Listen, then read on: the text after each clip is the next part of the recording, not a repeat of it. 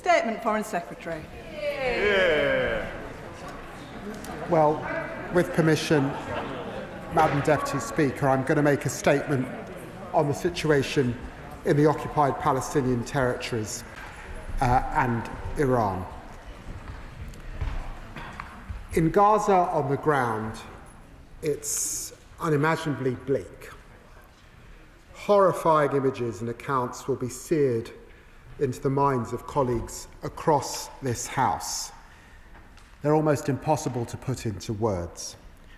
But we can and must be precise with our language. Because on the 22nd of August, the UN-backed IPC mechanism confirmed what we are witnessing. Famine. Famine in Gaza City. Famine in its surrounding neighbourhoods, now spreading across the wider territory. Famine which, unchecked, will spiral into widespread starvation.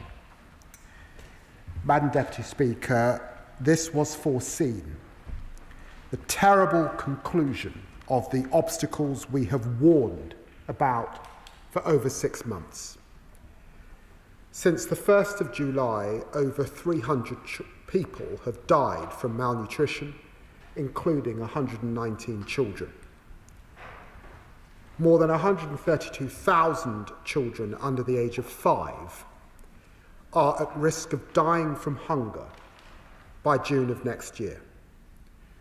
Madam Deputy Speaker, this is not a natural disaster, it's a man-made famine in the 21st century. And I'm outraged by the Israeli government's refusal to allow in sufficient aid. We need a massive humanitarian response to prevent more deaths. Crucial NGOs, humanitarians and health workers allowed to operate and stockpiles of aid on Gaza's borders released. As a result, in the past 3 months, over 2,000 Gazans have been killed trying to feed their families. And Hamas themselves are exploiting the chaos and deliberately starving Israeli hostages for abhorrent political purposes. Madam Deputy Speaker, I know that these words of condemnation echoed across legislatures all over the world are not enough. But be in no doubt, we have acted as a country where we can. We restored funding to UNRWA. We suspended arms exports that could be used in Gaza. We signed a landmark agreement with the Palestinian Authority. We stood up for the independence of international courts. We've delivered 3 sanctions packages, 3, on violent settlers and far-right Israeli ministers for incitement. We've suspended trade negotiations with the Israeli government, and we are at the forefront of the international community's work to plan for a stable post-conflict peace. And we've now provided over £250 million in development assistance over the past 2 years. Madam Deputy Speaker, today we're going further. I can announce an additional £15 million worth of aid and medical care for Gaza and the region. We continue to work alongside regional partners, including Egypt and Jordan, of course, to enable the UN and NGOs to ensure aid reaches those most in need. Brave medics in Gaza tell us that essential medicines are running out and they cannot operate safely. And that's why we're funding UK Med, whose field hospitals have treated over 600,000 Gazans. And that's why we're also funding the WHO Egypt to treat thousands of evacuated Gazan people. Meanwhile, Madam Deputy Speaker, as my right honourable friend, the Home Secretary, said earlier, we are working with the World Health Organization to get critically ill and injured children into the UK, where they'll receive specialist NHS treatment.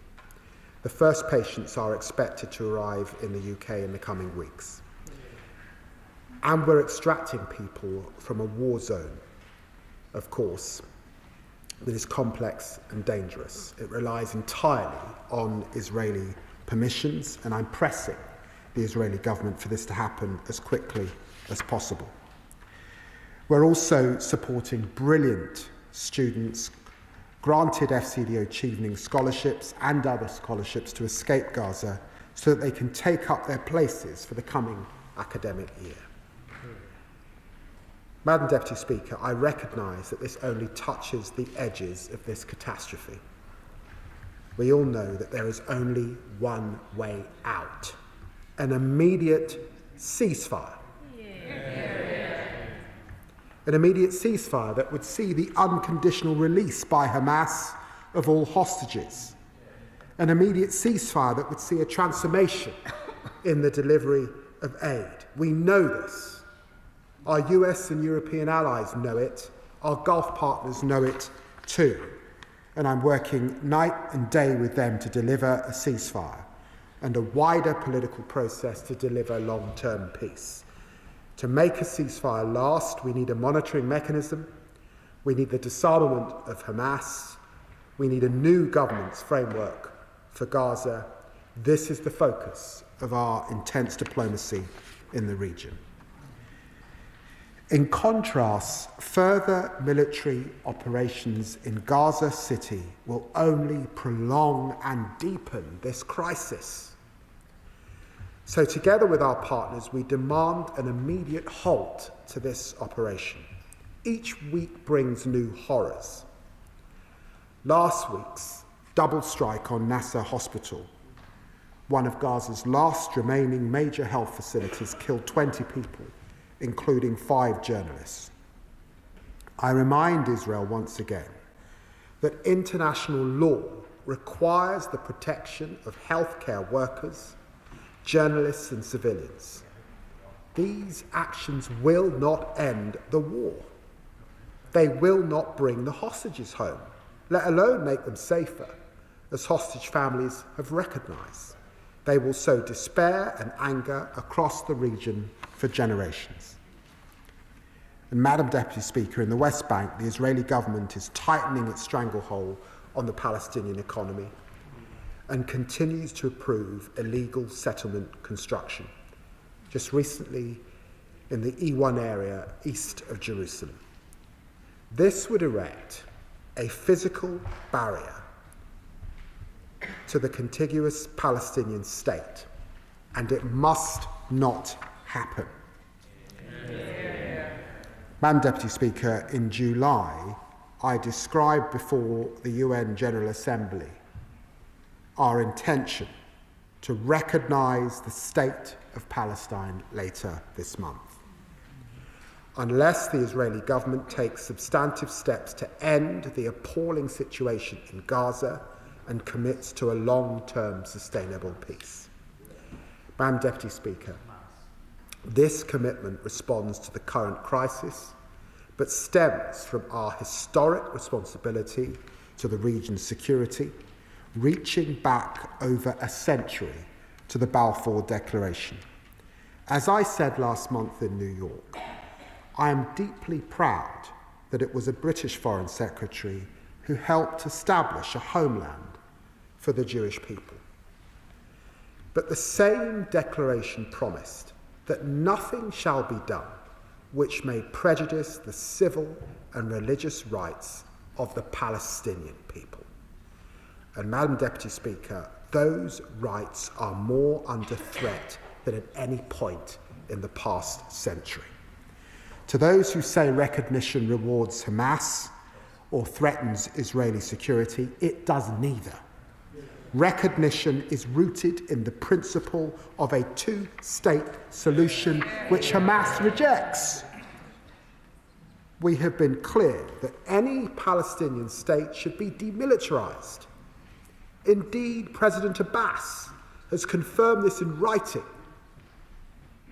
We see no contradiction between the two-state solution and our deep commitment to Israeli security, because security comes from stable borders, not indefinite occupation.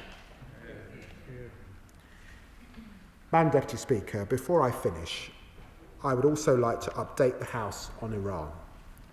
On the 28th of August, the UK, along with France and Germany, triggered the snapback mechanism under the UN Security Council Resolution 2231.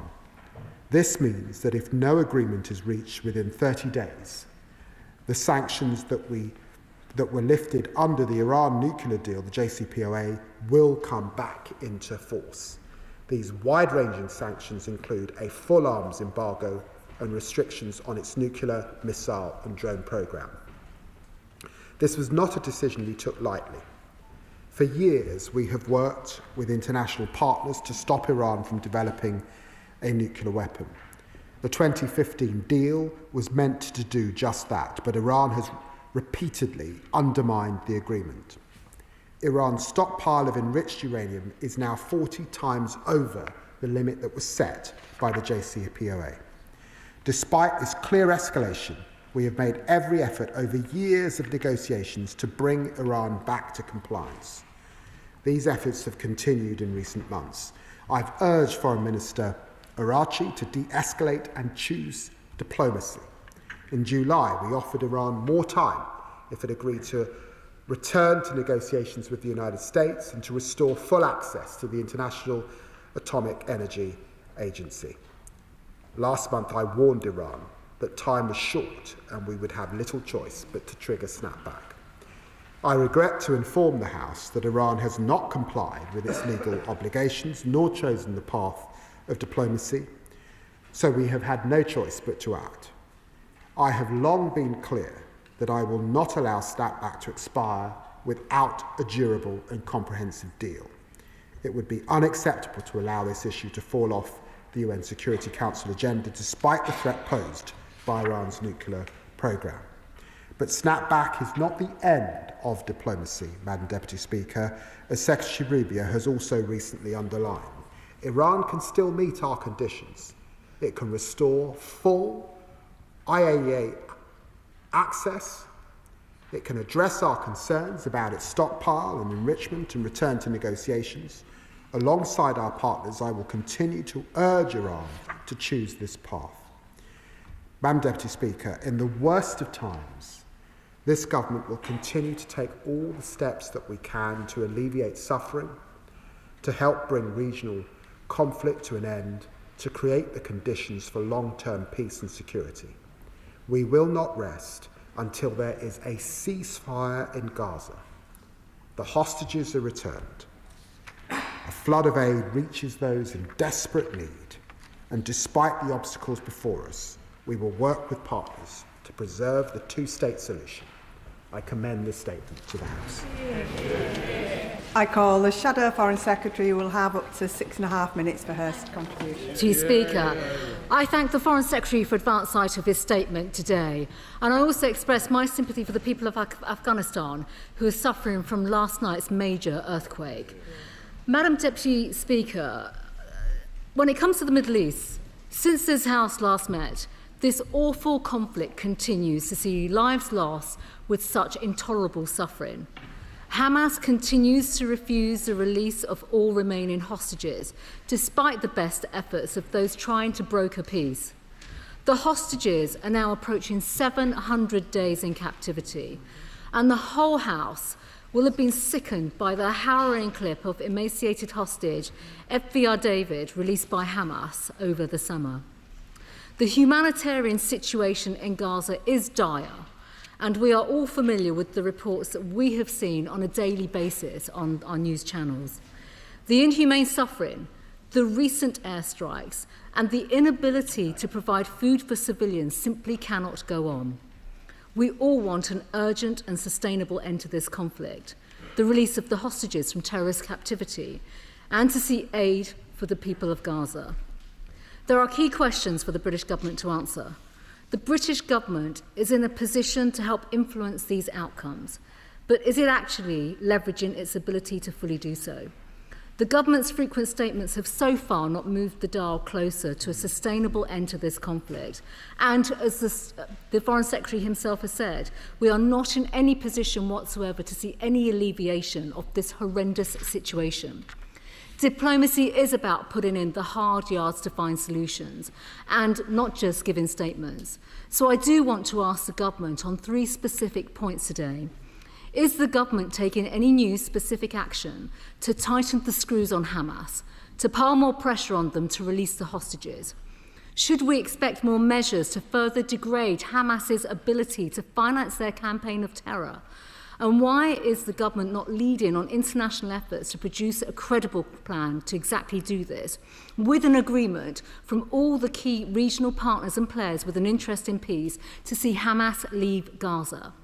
Secondly, can the Foreign Secretary update the House on precisely where we stand, what Britain is contributing to the efforts by the UN and to our regional allies to broker the release of hostages and to an end of the conflict? Are we intimately involved, and are we sending in the UK expertise to help? Because we do have great expertise when it comes to brokering these types of negotiations. Third, while we note his announcement on the support for women and girls yesterday, the government has yet to make essential breakthroughs on aid. Ministers obviously need to work around the clock with everyone, all our partners, including with the Israelis and multinational institutions, to unblock the situation by coming up with practical solutions, even new solutions that all sides can focus on when it comes to getting medical and food aid into Gaza. That does have to provide a significant increase in food and medical supplies to reach civilians, while addressing Israeli concerns about aid diversions, because those concerns are constant. Is the UK working with the multilateral bodies to try and mediate the divisions and the breakdowns of trust that have emerged with the government of Israel? Is the Foreign Secretary considering schemes similar to those that we implemented previously by the Conservative government, such as floating piers, and working with the US and Cyprus to put in place off the coast of Gaza to get aid in?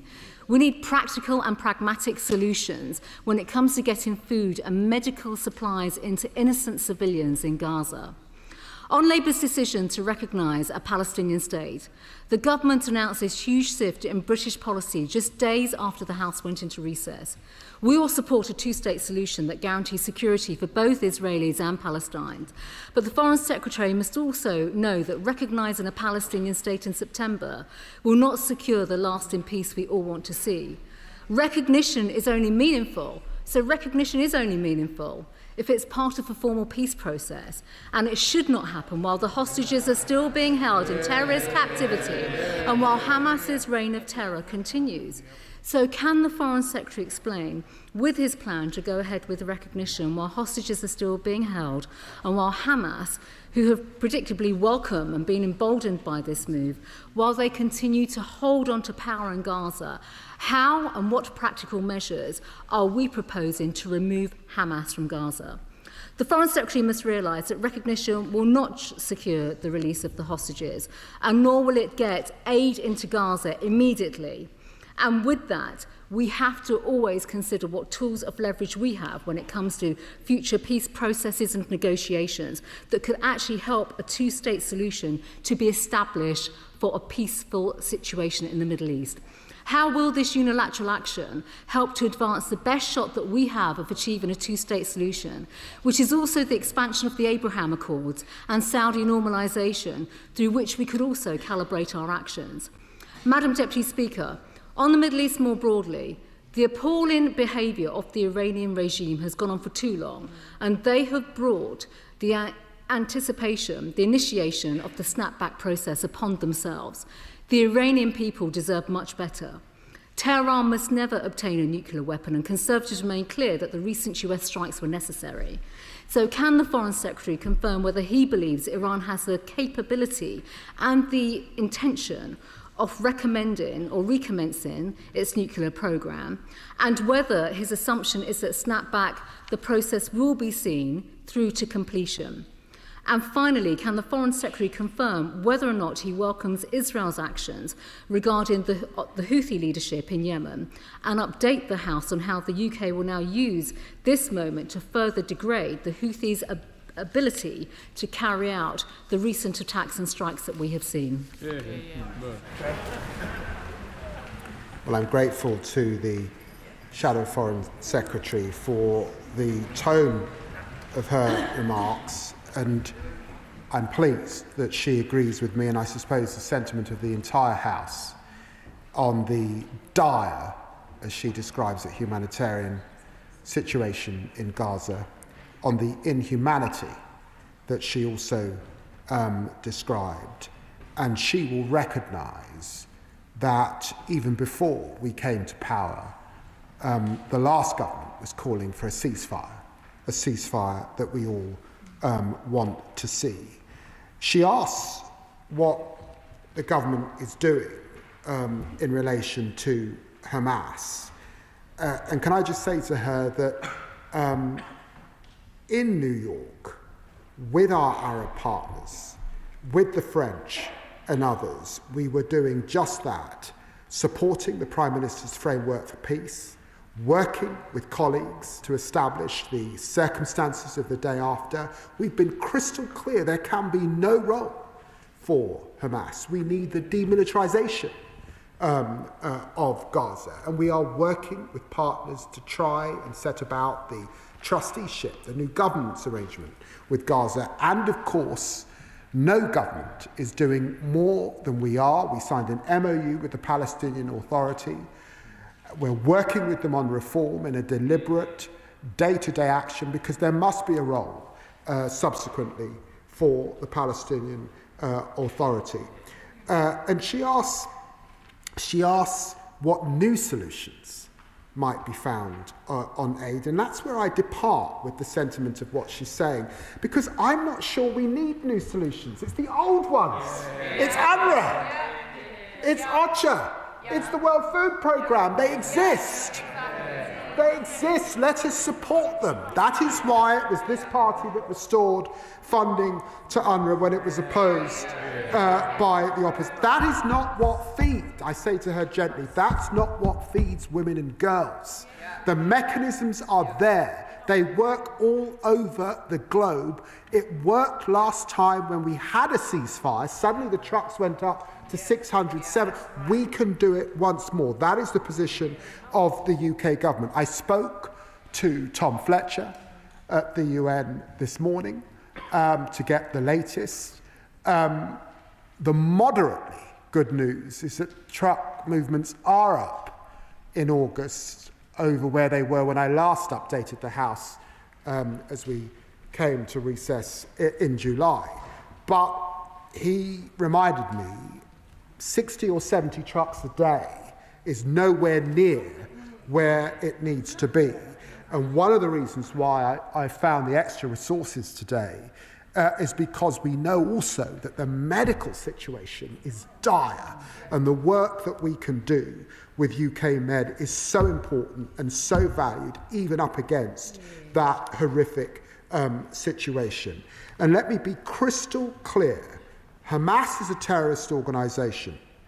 Our demands are unconditional and have not changed. The hostages must be released without delay, and there can be no role for Hamas. But equally, she will have seen the situation in the West Bank. She didn't comment in her remarks on the E1 development, running a coach and horses through 2 states. 2 states has been a united position of every single party in this chamber. That is why we set out the plans that we did towards recognition. Unless we get the breakthrough that we need on the ceasefire and a full process, we will move to recognition when the UN meets at UNGA in New York. I'm grateful for her support on Iran and the snapback. My assessment is that no country needs the percentages of enriched uranium that we see in Iran. We don't have them in our country. We don't have them at sites like Sellafield and other, Urenco. There's absolutely no need for them. We need a baseline, and that's why we need the inspectors back in. We need to know where that highly enriched uranium has now gone, and that's why we've been very clear with the Iranians on the need to trigger snapback, and that we will see those sanctions come back unless we can reach a diplomatic solution in the next 30 days. Chair of the Select Committee, Dame Emily Thornberry. Thank you very much, Madam Deputy Speaker. I read with alarm yesterday's report in the Washington Post detailing a plan that's circulating amongst the Trump administration about the future of Gaza. They call it the Great Plan. It proposes the total transformation of Gaza into a tourist region, a high-tech hub under temporary US administration. What's going to happen to the Gazans? Well, 2 million of them are going to be temporarily relocated to other countries, including Somaliland and South Sudan. Forced population transfer is contrary to and a complete violation of international humanitarian law.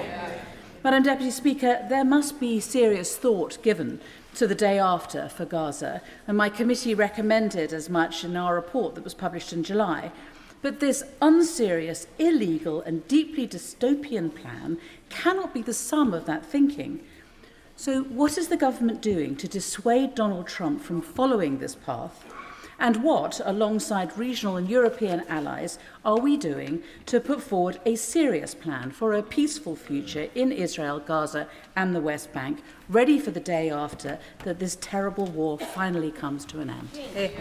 Foreign Secretary. Well, I'm very grateful to the Right Honourable lady and dear friend for her remarks, and I would want to commend the work of her Select Committee on the day after and the thoroughness of approach that's required. I have read the reports, but it's sort of speculative stuff that I've seen in different news articles. It's not a comprehensive approach. And in my discussions with the US system, nothing that along the lines of what she said have I seen confirmed. The day after requires the removal of Hamas. It cannot be about the displacement, further displacement of the Gazan people.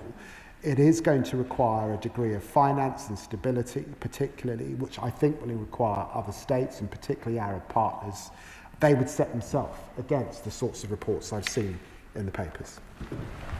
And I call the Liberal Democrat spokesperson, who has up to 3 minutes for his remarks.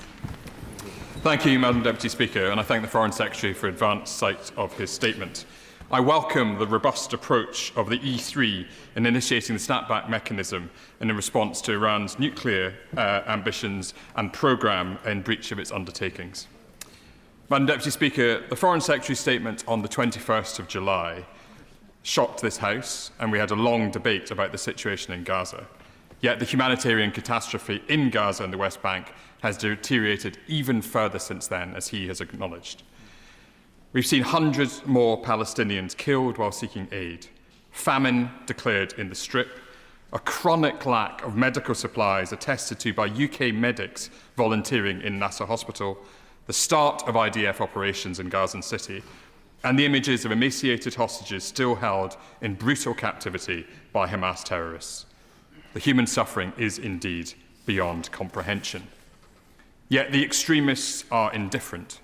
Hamas terrorists publish videos intended to torment the families of hostages. Cabinet members Ben-Gvir and Smotrich advocate for the forced displacement of Palestinians. In Israel, the Hostage Families Forum and the opposition parties call for an end to the violence. In the UK, our constituents are desperate for the same. The bloodshed can only be stopped by decisive actions, actions which I regret the government has so far failed to take. The Prime Minister was wrong in principle to condition the recognition of Palestine on the actions of the Netanyahu government, and wrong in practice as he has been ignored. So will the Foreign Secretary confirm today that the UK will recognise Palestine later this month at the UN? The government must learn a lesson and now apply relentless pressure to the Netanyahu government. So Liberal Democrats call today on the Foreign Secretary finally to sanction Prime Minister Netanyahu for expanding his military campaign and pursuing the illegal expansion of the E1 settlements, and to take the steps necessary to ban the export of all UK arms to Israel, including F-35 components. Will he also make representations to the Qatari government, demanding that they exile Hamas from their political headquarters unless they agree to the release of all of the hostages immediately and unconditionally? Madam Deputy Speaker, the Foreign Secretary bemoans that words are not enough to alleviate the suffering. He acknowledges that the government has failed to move the combatants. Yet there is one man who could unlock progress. Donald Trump has the power to secure peace in Gaza if he chose to, by picking up the phone to Netanyahu. So will the Foreign Secretary tell the House how he will use his special relationship with Vice President Vance to help secure that goal? And will the government commit to making a ceasefire in Gaza a priority during President Trump's state visit? I'm grateful to the honourable gentleman for his remarks on Iran particularly, and he's absolutely right to place at the centre the 15,000 people who have been injured in Gaza simply seeking aid, and the over 2,000 that have died seeking aid. It's totally unacceptable. And he's right too to remind the House about the position of the hostage families, who are crystal clear that they do not want to see further military endeavour and operation in Gaza City. What they want is a ceasefire, and they fear that further military endeavour will actually harm their loved ones further, not succeed in bringing them home. He criticises our position on recognition. I'd ask him to reflect on that, because it must be right that the government continues to give diplomacy an opportunity as we head to the UN alongside other partners. And surely he would want us to be working with our French, our Australian, our Canadian partners as we head to that gathering in UNGA. And surely he would want to see the Israelis commit to a ceasefire, commit to a process, end the war inevitably. All of that is what we are seeking to do as we make that assessment in the coming weeks of where we've got to. And of course, I would want to reassure him that of course I raise the issue of Gaza with all levels of the US administration, but I did raise the situation in Gaza with Vice President Vance earlier in the summer, with Secretary of State Rubio, and I spoke to Envoy Steve Witkoff in the last 24 hours to get an update on a fast-moving situation, of course. And direct sales of F-35s are banned to Israel, and he knows that we ban arms that could go to the IDF for use in Gaza. So Mohammed. Thank you, Madam Deputy Speaker. I welcome the Foreign Secretary's statement today on Palestinian statehood and the additional aid that has been announced for Gaza, as well as the recent work that has taken place to evacuate students and children in need of medical treatment. But today, Madam Deputy Speaker, the world's foremost group of genocide scholars have said that Israel's policies and actions in Gaza meet the legal definition of genocide in Article 2 of the UN Convention for the Prevention and Punishment of the Crime of Genocide.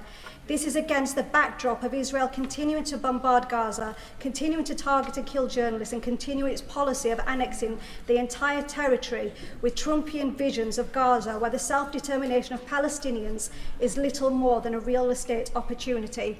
Will the Foreign Secretary agree with me that this monumental resolution by genocide scholars should now trigger our responsibility to act? Here. Secretary. Well, I'd say to my honourable friend that we continue to act, to do all we can to bring this horrific suffering in this war to an end. Of course, I recognise what legal scholars are saying about the conflict and saying in relation to the issue of genocide. That must be appropriately a matter for the legal system. But I think the whole world looks on what is happening with deep concern, and in every legislature across the world, condemnation. Rishi Sunak. Thank you. I know the whole House will want to join me in wishing you a very happy birthday, Madam Deputy Speaker. I warmly welcome and support what the Foreign Secretary said about Iran, and particularly the joint E3 statement on imposing snapback sanctions. Tehran is not just a threat to regional security, but also here at home. He will know our security services have foiled over 20 different Iranian-backed plots. But he will have also seen today that Russia and China have joined in a letter saying that they will work with Tehran in the UN to thwart snapback sanctions. So could he potentially update the House on the work that we will do with our allies on enforcement, and crucially make clear to companies and banks that there will be severe consequences for those that break the sanctions? Foreign Secretary. Well, I'm grateful to former Prime Minister for his work on the Iran file and for the cross-party consensus that exists in this House in this area. As he knows, we work hand in glove, particularly with our French and German counterparts, and it was on that basis, the so-called E3, that we urged Iran to take us seriously in getting back to the negotiation table with the US, and also to let the inspectors back in.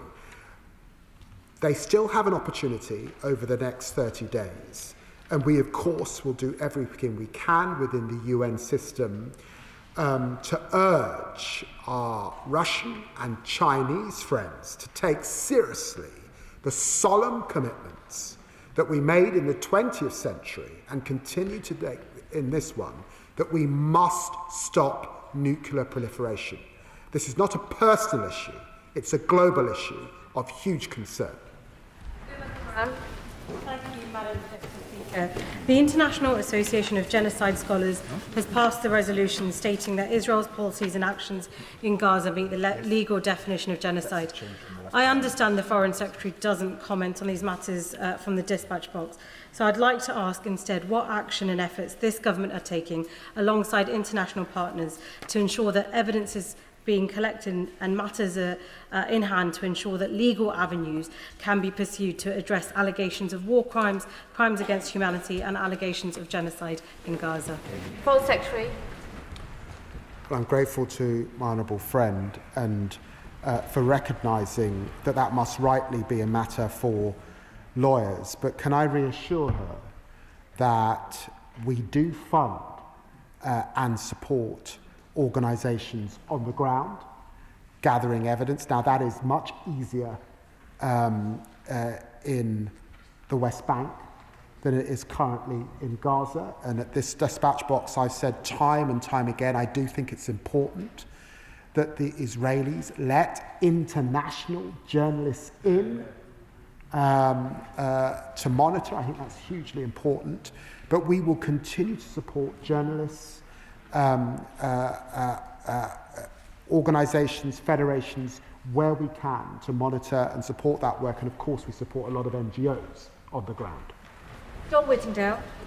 Further to the answer the Foreign Secretary has just given, does he share my horror that among the thousands of civilian deaths that have occurred in Gaza, it's estimated that at least 200 journalists have been killed, some of them deliberately targeted? Does he agree that those of us who are supporters of Israel's right to defend itself need to tell the Israeli government that this is unacceptable and cannot continue?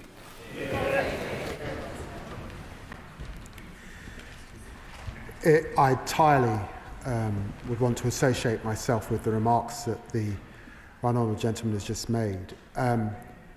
It's not only unacceptable, it is diminishing in the eyes of young people across the globe who look at this with horror. They can't understand it. And so I urge the Israeli government to just step back and recognise the damage that they are doing to their reputations collectively.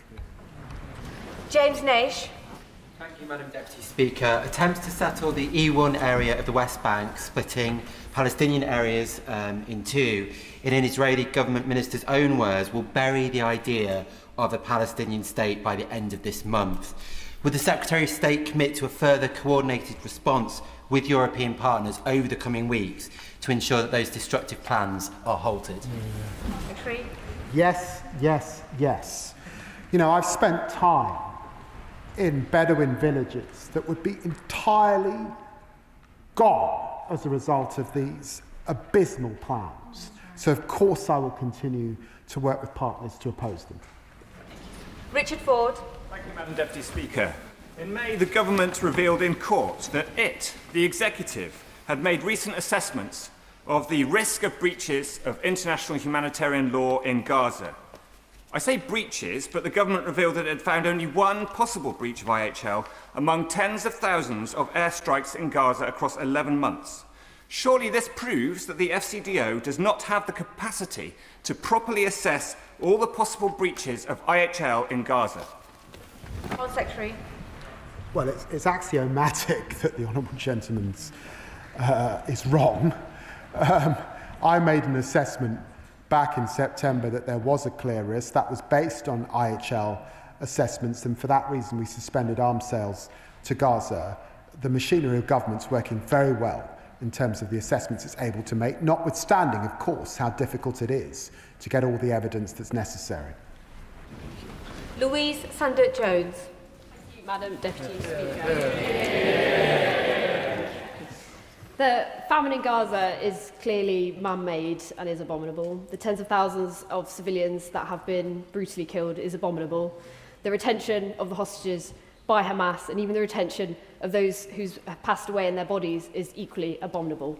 We can all see what is happening in Gaza and we can all see what is happening in the West Bank, and this cannot be allowed to continue. What more messages can we send to Netanyahu and the Israeli government to say that the two-state solution is the only way forward? It is the only way to guarantee the peace and security in the Middle East that every single innocent civilian deserves, and to stop the increased illegal settlements in the West Bank. Foreign Secretary. Well, I'd want to associate myself with the remarks of the Honourable Lady and congratulate her, I think, on her recent wedding. She's absolutely right, because there seem to be those in the Israeli government that either want to see one state in which it's incumbent on them to be clear about how everyone in that one state has equality before the law, or they want to see no state perpetuated forever. And that we must stand against, because it's not in the interests of Israel to be safe and secure, and it's fundamentally against the interests of the Palestinian people, because the desire for two states is a just cause and one we must stand behind. What action will His Majesty's government take if the government of Israel proceed with their plan to build in the E1 corridor? Foreign Secretary. I'm not going to get ahead of my skis. We continue to work with partners internationally on making those assessments. I spoke to the Israeli Foreign Minister and was very clear that we stand against this, and he will recall that the last government, when these plans surfaced, stood against the E1 development, and at that time I think the government's position was that they would recognise if they went ahead. So we will continue to make that assessment, but I hope we can see these plans put to one side. Claire Hanna.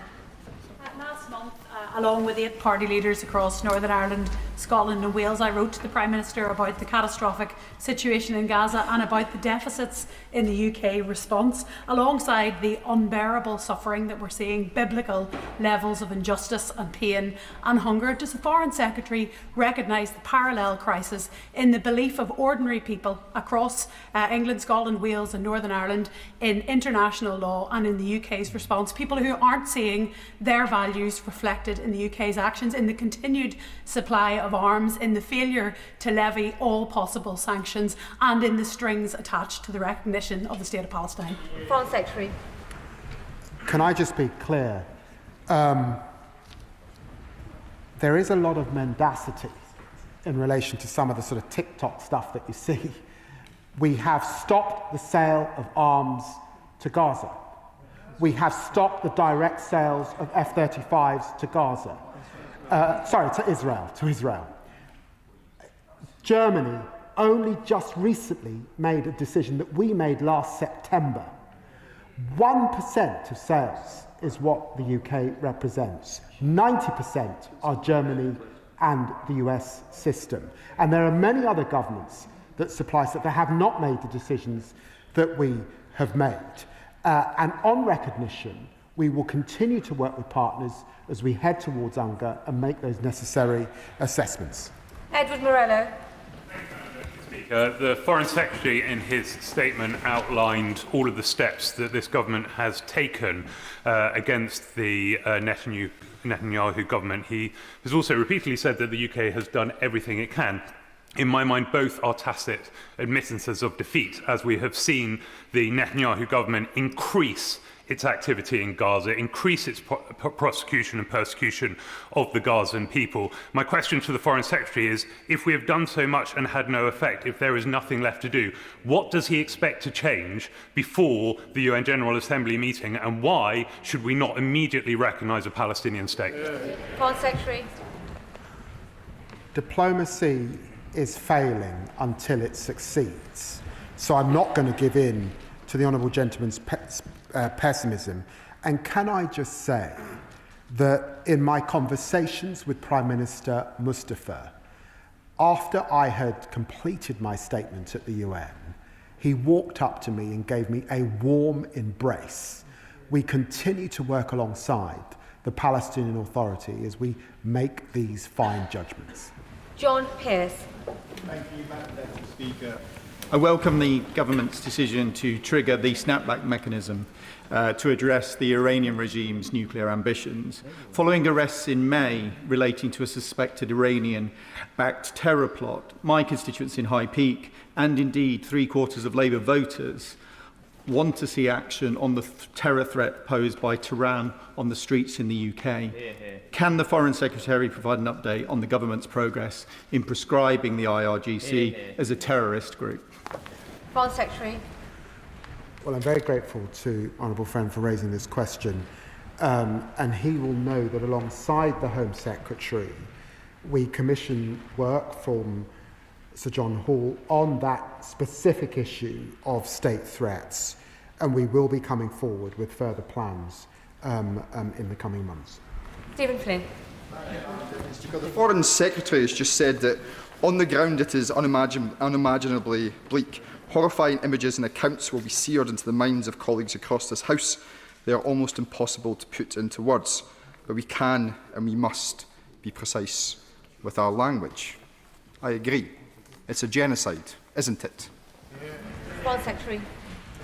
Well, the Honourable Gentleman joins many. I don't know if he's legally qualified, but I know that there are many lawyers that take that view.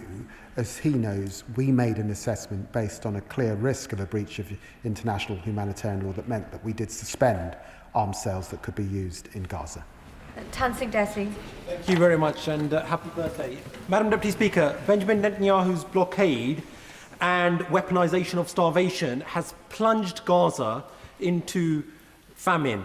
And that is why the UN Secretary General has described this man-made catastrophe as a failure of humanity. And while children die of hunger, unfortunately, we have a situation whereby the Israeli government continues to deny the existence of starvation in the very territory that it seeks to occupy. Now, before the summer recess, my right honourable friend, the Foreign Secretary, informed the House about additional aid for Gaza. Can he inform us just how much of that aid has actually got into Gaza, and what other further urgent steps is the government taking to bring this inhumane treatment of the population of the Palestinians to an end? Well, can I reassure my honourable friend that the good news is that the aid that we have supported is getting in. Now, principally that has been around medical supplies, and there are medical supplies that are replacing the dire situation that exists in Gaza. But it's also the case that we've been able to work with the World Food Programme, and the World Food Programme appear to be the UN agency that is having most effect at delivering aid on the ground. They're not sufficient, but it is having some effect. I will be in the region in the coming days discussing these issues in further detail. Kit Malthouse. Madam Deputy Speaker, another, I'm afraid, profoundly disappointing statement from the Foreign Secretary, devoid of anything that is likely to bring a swift end to this conflict. While at home, the police have been arresting vicars and grannies, and the government's been hiring American spy planes to fly over Gaza, as he himself said, the Israelis have intensified that campaign, their aggression and the slaughter of innocents in that awful conflict. And everything he said, all his condemnation has come to nothing. In every statement I've been in this chamber that he's spoken at, he's stressed the importance of international humanitarian law. So my question today is why he's been so passive in defending the International Criminal Court in the face of another wave of American sanctions. What steps is he going to take to support that institution and the individuals that staff it in the face of these sanctions? And what discussions has he had with the American government to get them to reverse them? Foreign Secretary. Well, it's just wrong to say that this government has been passive in relation to the ICC. We fund the ICC. We continue to support the ICC. I think I raised the ICC in my second meeting with Secretary of State Rubio. We work very closely with our Dutch colleagues, particularly on the ICC. We've been crystal clear on the importance of international humanitarian law. I'm afraid he's wrong on that issue. Melanie Ward. Madam Deputy Speaker, the Foreign Secretary will be aware that increasing numbers of human rights experts and genocide scholars assess that Israel's actions in Gaza equate to a genocide, with famine deliberately created and hospitals bombed to kill journalists. Against this backdrop, the government is right to recognise the state of Palestine and to do so in a way which tries to drive change on the ground. Can I ask the Foreign Secretary, does he share my deep concern at the unacceptable new restrictions on visas and registration set to shut down the work of the most effective international humanitarian organisations in Gaza, and what action is the government taking to try to prevent this? Foreign Secretary. Well, my honourable friend is right. It is unacceptable restricting the ability of aid workers to go about their work in the face of suffering.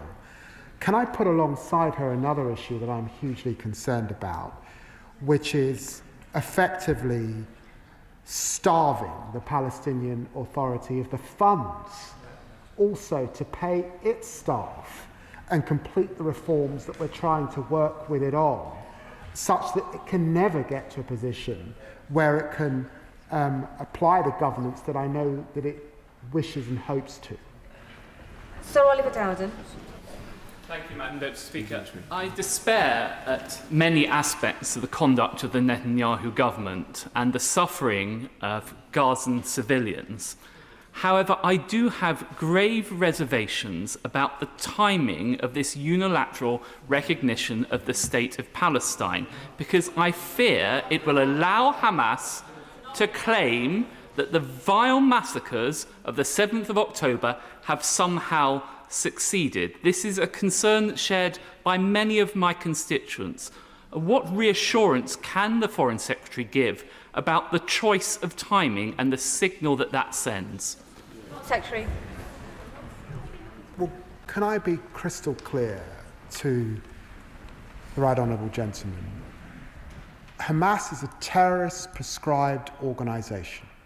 There can be no future for them in Israel.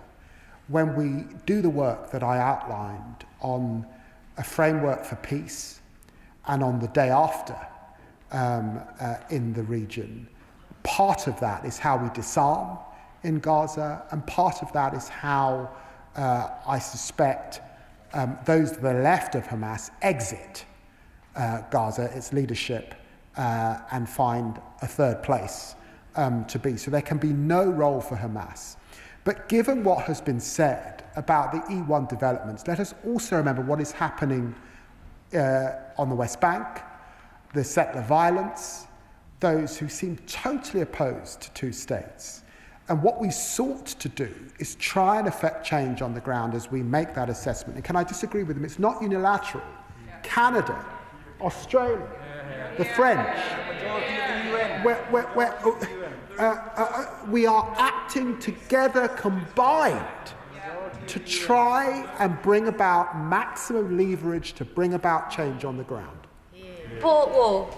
Thank you, Madam Deputy Speaker. Can I welcome the government's intention to declare a state of Palestine formally at the UN later this month, something many of us on the Labour benches have been pushing for ever since we were elected, and something that was in our manifesto. It's the biggest shift in British foreign policy in decades, and is a major step forward to giving the Palestinian people the hope that they will have the state that they've long been denied. But while I welcome the sanctions on Iran today, with the famine now formally declared in Gaza, and with 132,000 children expected to suffer from an acute malnutrition between now and next June, can you tell me if the UK is actively looking at fresh sanctions on Israel to prevent that further tragedy? Foreign Secretary. Well, I can't comment on sanctions from the dispatch box, but can I know that my honourable friend has campaigned long in his constituency and before on the issue of recognition, and so I'm grateful for his statements in relation to that, and I recognise that the situation I outlined, the situation that I was updated from by Tom Fletcher this morning, is grim, it's dire, it's horrendous, and that's why we have to work collectively with other partners. I'll be back in the region to see what more we can do. Tim Farron. Thank you, Madam Deputy Speaker. This should not really be difficult. We can, as I do, passionately support Israel's right to exist securely and in peace. We must call for the immediate release of the hostages without any strings attached, demand the exclusion of Hamas from the post-conflict settlement, and at the same time, we must say, without a shred of equivocation, the shooting and starving of innocent civilians in Gaza is nothing other than utterly and totally, fundamentally evil. There can be no other word for it. So why has this government still failed to sanction Netanyahu and his entire cabinet? Secretary. Well, I hear the strength of passion from the right honourable gentleman, but let me say to him that I would urge him to look closely at our sanctions policy, and he will struggle to find any other government in the developed Western world. We've had 3 packages of sanctions just in the last year, and 2 on government. France, I don't think, have yet sanctioned government ministers, so we have done a considerable amount. Can I please urge colleagues to keep their questions short? And for the Foreign Secretary, I know this is a very sensitive subject, but keep his answers on point. Dawn Butler. Thank you, Madam Deputy Speaker. Thank my honourable friend for his statement today. Israel's decision to further escalate operations in Gaza and expand further into Gaza City, where famine has officially been declared, shows that Israel simply is not listening to our concerns. And given that the government has raised concerns over and over again, suspended free trade, suspended some arms licences, it almost says to me that Israel is kind of mocking our government. So I just wondered, is it time to take further measures and ensure that we fulfil the UK's obligations as a third state under international law? Because we could be at risk here. Well, can I reassure my honourable friend that we're not at risk. We're not complicit. I'm a former lawyer. I study these things closely. And I would ask her to look closely at what we have done in relation to other governments. We don't act unilaterally, but I think that we're holding up pretty well. I wish the situation on the ground had changed. It has not yet changed, but we will continue to do everything we can to bring this war to an end. Dr. Andrew Morrison. Thank you, Madam Deputy Speaker, and happy birthday. The law of armed conflict is hardwired into the behaviour of our military, and we should demand the same of our friends and our allies. Israel is our friend and our ally. Therefore, what assurances has he had from his colleagues in the Ministry of Defence that they have gained from the Israeli interlocutors the assurances I think we need that the 40 or 50 incidents in the West Bank and in Gaza that have involved the IDF since 2023 will be brought to a proper conclusion and any wrongdoing is held to account. Well, can I say to the honourable gentleman that he put his remarks very well in his opening statement, and I would accord with them. We need proper independent scrutiny of some of this behaviour. We called for it, by the way, in relation to the awful atrocity on the World Central Kitchen staff, British nationals who lost their lives, and we await the Advocate General. I understand that there is going to be an investigation, the Israelis have said, into the incidents that we saw last week, but there are many where it's not clear that there will be. So he's absolutely right to put this centre stage, and of course it's something that I do when I speak to the Israeli government. Ewan Yang. Thank you, Madam Deputy Speaker. I strongly welcome the Foreign Secretary's historic move to recognise the state of Palestine and thank him for all the work he has done to progress this issue. While we follow the news from Gaza, let us remember the journalists who risked their lives to bring us the news. My constituent, who's the former managing director of Al Jazeera English, is now mourning the deaths of 6 of his former colleagues in a targeted attack. And I too am waiting for news from my former Financial Times colleague who is still stuck in Gaza, and he is starving and he is at risk. So will the Foreign Secretary meet with me and other media stakeholders to discuss how we can work together to progress evacuations and support our journalists on the ground? Well, can I say I'm very grateful, because journalists and media workers play an essential role in putting the spotlight on the devastating reality of war. We're part of the Media Freedom Coalition, and the UK, of course, is urging Israel to allow immediate independent foreign media access and afford protection to journalists. I'm very happy to meet with her. Ellie Charles. Thank you, Madam Deputy Speaker. The Israeli government is clearly hell-bent on their horrific plan of eradicating Palestine, with a continuing, ever-worsening genocide in Gaza, and now approval of the shocking E1 plan that will divide the West Bank and East Jerusalem. So how can the government continue to take no further action when there are so many options open to them? How many times have we heard the Foreign Secretary say in this chamber that if things do not improve, if Israel does not desist, he will take further action, and yet he has not? When will this government take action, end UK complicity, take action to end the horror in Palestine? Can I just say to the Honourable Lady,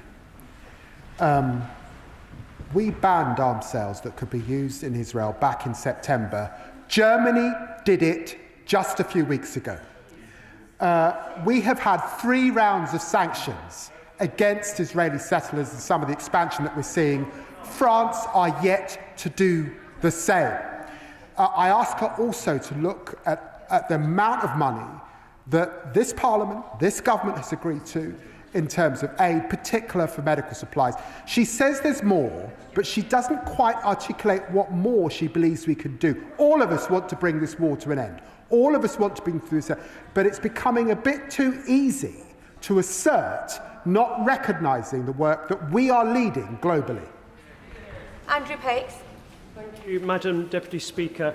Can I thank my right honourable friend for his statement? Can I start on a positive point, which is that to thank the Foreign Secretary and the Parliamentary Under Secretary for the work they've done securing an agreement where we can get students and young people out of Gaza to continue their studies. So many of our debates make us feel powerless. We've demonstrated on one part of this jigsaw at least some power to change people's lives and getting them here to study, and I thank him. If that is the best of humanity, this summer's also seen the worst of humanity, with the forced starvation of hostages and of civilians waiting to get food at the food stations where it is. One of the concerns that I get raised often by constituents of mine is that will there be a Palestine and a West Bank and a Gaza left to recognise? Can you reassure us this government will strain every muscle to bring the international community together so we don't just recognise a state of Palestine, we start a process that delivers it on the ground? I'm very grateful to my honourable friend for his question and the way that he's standing up for the people of Peterborough. And let me just be absolutely clear We have supported the departure of over 500 individuals from Gaza since the beginning of the conflict. He's heard the Home Secretary set out the more that we're doing on UK medical evacuation of children, and there's more to follow in the coming weeks on achieving scholars, but also on further scholarship students in receipt of full scholarships, because we want to support those young people. They are the future of Gaza, and absolutely we will do everything we can to defend that two-state solution, to defend a concept that goes back a long way, and to recognise the responsibility that we have as the UK because of the Balfour Declaration and our obligations to both sides of this ancient conflict. Sir Julian Lewis. Like the Secretary of State, I've supported a two-state solution for very many years. But there is a slight contradiction when he says that immediate recognition, or almost immediate recognition, would not be rewarding Hamas because Hamas would be disarmed and a new state would be demilitarized. Is he saying that the recognition will not go ahead unless and until Hamas is disarmed? If the recognition is going to go ahead before Hamas is disarmed, shouldn't it be confined to those parts of Palestine that are currently represented by the Palestine Authority? Well, can I just remind the right honourable gentleman of the letter that President Abbas wrote to Macron, where he was clear for the first time that there can be no role for Hamas, and he will recognise that we will make that assessment on recognition in the coming weeks.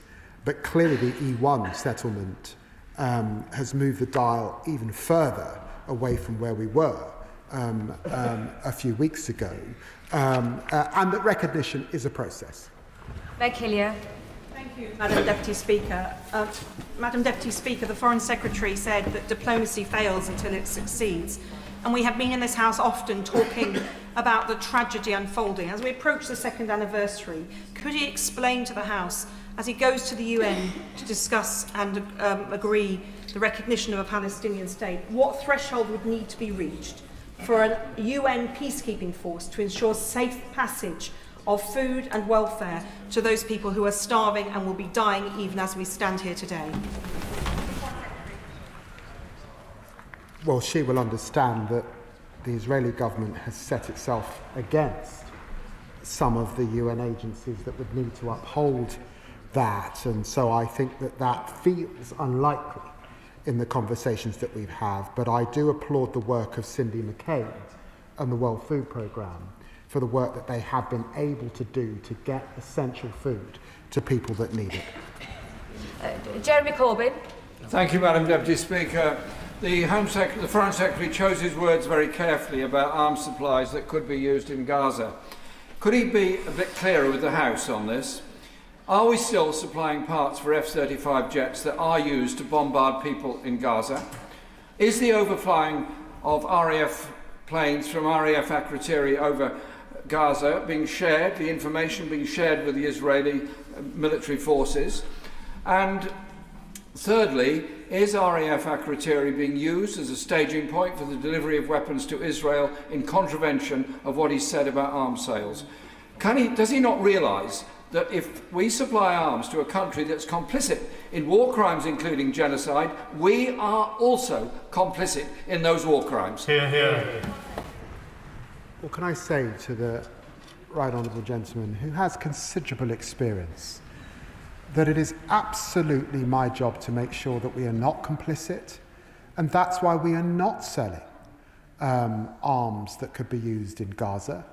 That's why we're not selling direct F-35 kit to Israel. And in terms of those reconnaissance flights, I'm sure that he would agree that it has been right, certainly up to this point, to support hostage release, which is the only reason why we have offered support to find those hostages and get them home. And surely Surely, I say to him, he would agree with that. David Burton-Sampson. Thank you, Madam Deputy Speaker, and I thank the Foreign Secretary for his statement and the work he's doing on this very important matter. Over the summer, I received letters from Fossey, Joseph and Alice, 3 children from Eastwood Baptist Church, amongst many others, expressing their sadness at the situation in Gaza. They wanted me to give them my assurance that we are doing all we can as a government to bring an end to this horrendous conflict. So I ask him today on their behalf, can he give them and me that assurance, including him continuing to use all tools and sanctions at his disposal? Well, the answer is very simply yes. And it is people of faiths, and I'm of Christian faith, like your Baptist constituents, but faith and no faith, are horrified by what they're seeing and want the United Kingdom to continue to do all it can to bring this horrifying war and suffering to an end, and that is what we do every day. Martin Vickers. Thank you, Madam Deputy Speaker. I welcome the anticipated recognition of Palestine, which we expect later this month. Of itself, it will make no difference on the ground, but I think it's an important piece of symbolism. We've heard in response to earlier questions about the risks that journalists are facing, but we are aware that Israel blocked many journalists, including the BBC, from entering Gaza. What representations has the Foreign Secretary made to the Israelis about this? Well, can I assure the Honourable Gentleman, I have made those representations to the Israeli government, and so has the Minister for the Middle East, who sits next to me. And I know that this is a topic of conversation amongst other foreign ministers across the developed world. We think that those international journalists play an important part of the landscape, an important part of the scrutiny of any democratic country. And Israel is a country that often reminds that it's a democratic country. It's important to let those journalists in. Thank you, Madam Deputy Speaker. I've been talking about starvation in Gaza for the last 18 months. Now it's officially recognised as a famine. But I want to raise the starving of one man with the Foreign Secretary, and that man is Marwan Barghouti. Shortly after we announced the recognition, and then the Israeli government retaliated, in my view, with this E1 plan, Ben-Gvir entered his cell in an Israeli prison. He was very clearly being starved. It is time that Marwan Barghouti is freed by Israel, a man of peace, a man that can push forward the peace process. He's being starved. He's not being given access to his family. He's not being access to the International Red Cross or his legal team. What more can we do to see his release and for him to get his human rights and not be harassed and threatened by Ben-Gvir, who we have sanctioned? Well, I'm grateful, I'm sure the whole House is, for that update on his particular situation. I won't comment on the individual case, but can I just say that when I was making that assessment that was referred to previously, the IHL assessment on a clear risk, one of the areas I looked very closely where I did believe there was a clear risk was the treatment of prisoners. So I'm grateful for him reminding the House about those humanitarian concerns. Alistair Carmichael. Deputy Speaker, is the Foreign Secretary aware of the concerns expressed by his noble friend Lord Hayne around the possibility of contracts under the Army Collective Trading Service being awarded to a company, Elbit Systems UK, whose parent company, Elbit Systems Limited, market their weapons as being, and I quote, battle-tested in Gaza and on the West Bank? Lord Hayne has written to the Defence Secretary awarding this contract worth an estimated £1.9 to £2.5 billion would entrench Elbit Systems at the core of UK's defence infrastructure for a full 15 years. To proceed with this contract would erode confidence in the integrity of our procurement system.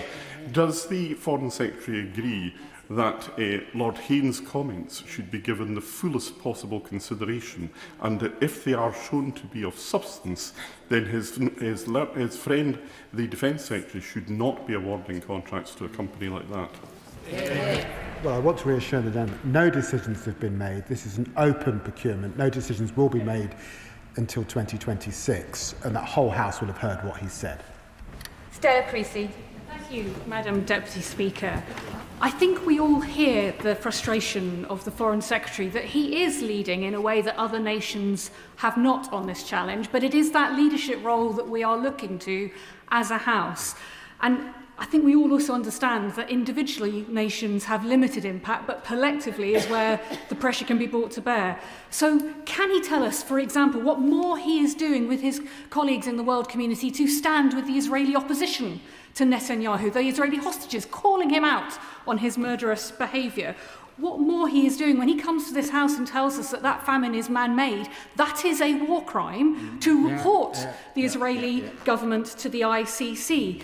That we will recognise Palestine not as a threat, but as a statement of positive intent with our colleagues, and above all, to work with our colleagues in Europe, because the honest truth is not a single child who urgently needs medical assistance from Gaza has yet come to the UK, but the European Union and World Health Organization programme is getting children out at pace and at speed. So what more could we be doing to work with them so those children could come in days? They've already been cleared by the Israeli officials.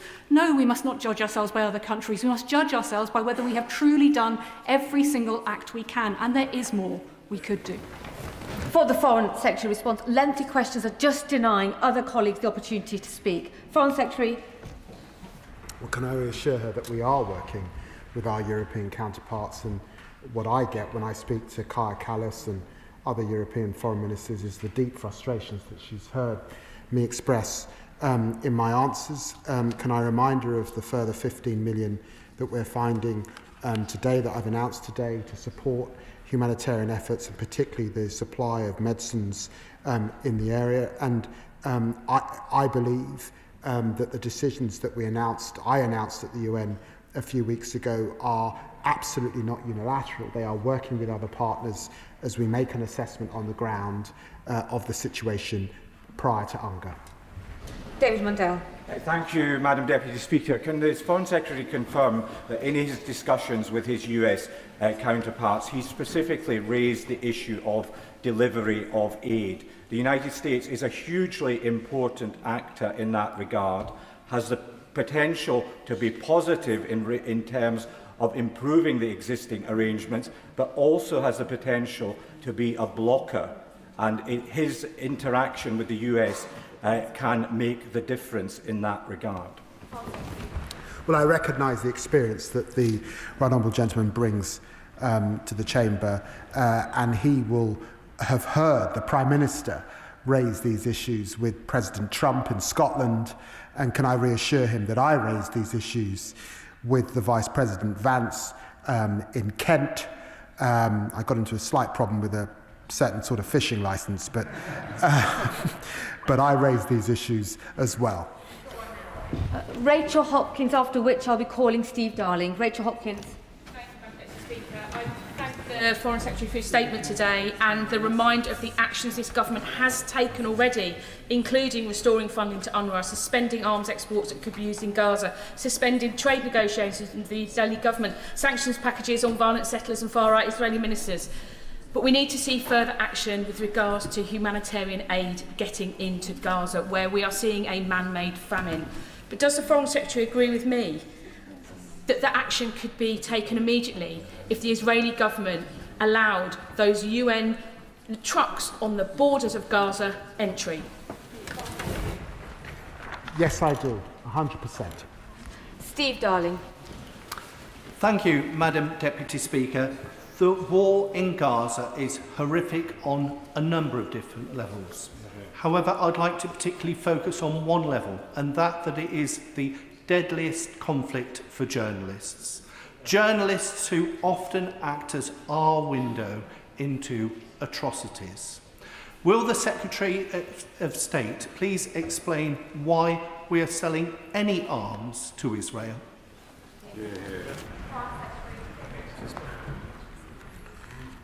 Well, I'd ask the Honourable Gentleman to look in detail at export licences and how they work. So I've said that we are not sending arms to Israel, but he will recognise, for example, that if there is body armour that NGOs use on the ground or that journalists use on the ground in the West Bank or indeed in Gaza, we are continuing to export that, and for the very reasons that he has said, I don't think he would want us to stop. Conlon. Deputy Speaker, I welcome the announcements the Minister has made today, and in particular on support to get critically ill children out of Gaza into the UK to receive specialist NHS treatment. On the two-state solution, though, can I ask the Minister, does he agree that the Israeli government's promises to carry out more illegal settlements in the West Bank will further undermine prospects for a two-state solution? Well, the plans deliberately attempt to thwart a two-state solution. They split the land effectively. They drive out Bedouin and villages. They were opposed by the last government when these plans first surfaced, and they're opposed by all of the international community. Entirely unacceptable, and I repeated that to the Israeli Foreign Minister just a few days ago. And Spencer.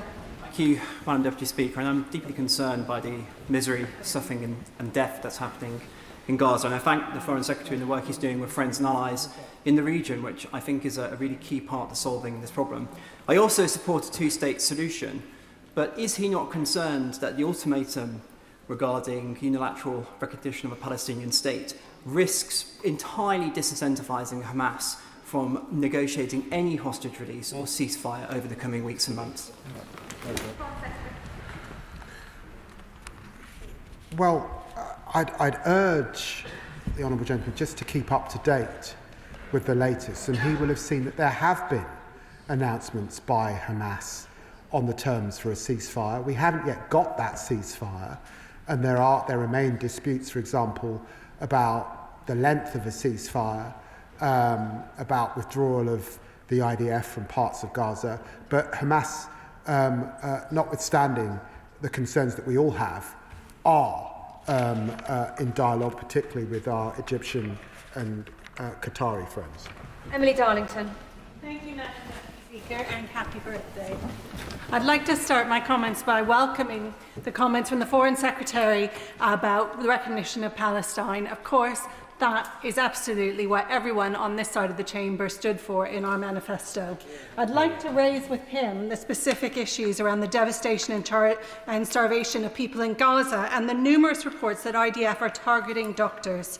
Can the Foreign Secretary tell the House of the UK efforts to evacuate people with family links to the UK, including the case of Dr. Roddy, which I have raised many times in this House and with ministers?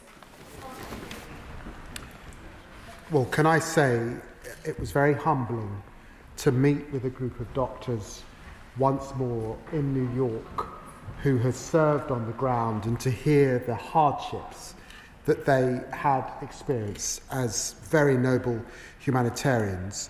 I think the Honourable Lady will see in the coming days UK efforts to evacuate people, particularly children, from Gaza.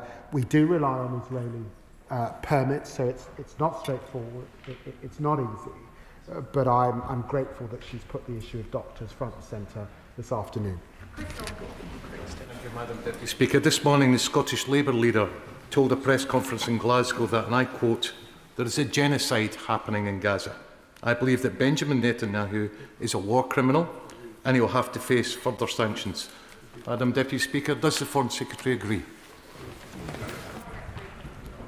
Well, can I say that I've got a list of statements that have been made by Yair Lapid, the leader of the Democrats, Yair Golan, the Israeli Mossad director, Tamir Pardo, all of whom call into question much of what they're seeing on the ground, and some of them use phrases like ethnic cleansing. So, of course, I'm aware of what is being said. In the end, we need a ceasefire. We need to bring this horror show to an end. Clive Efford. Deputy Speaker, I've known my right honourable friend for more than 25 years, and I know that if he was up here on these back benches, he'd be as angry and as frustrated as we are. But it does get frustrating coming here, expressing our concerns. With all due respect, he wrings his hands and says we're doing all we can. We go away, nothing moves on. So what can my right honourable friend say to us today to say that there is hope of something changing in the near future? Because in the meantime, it's the hostages and the people in Gaza who pay the heaviest price. Well, I'm very grateful to my dear friend for what he has said, and he knows that this is extremely frustrating. I spoke to Envoy Steve Witkoff in the last 24 hours to be updated on the situation in terms of a ceasefire and the gaps that still exist between the two sides. There are still gaps, unfortunately. He knows that this will only come to an end with a ceasefire, so we continue to do everything we can. I do sense that this month is an important month as we head towards UNGA. So let us see where we get to. It's the UN Assembly coming together is a big moment, and I'm sure the Israelis and Hamas recognise that. John. Madam Deputy Speaker, many happy returns. The Druze in Syria are suffering nothing short of atrocities. That continues. What practical help can the UK give as the Israelis try to set up safe zones for them and also humanitarian corridors?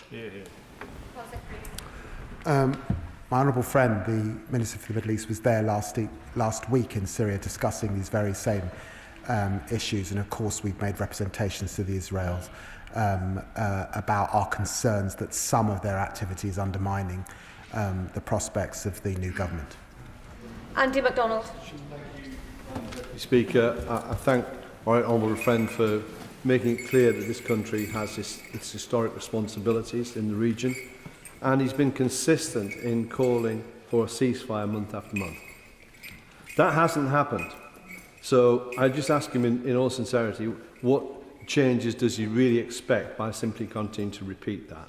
And if Israel has agency, has the ability to qualify through those unless statements whether recognition is granted, I ask him to reflect upon that, and in answer to the earlier exchange around the potential for a peacekeeping force, surely it should not be that Israel has the ability to put a block on that.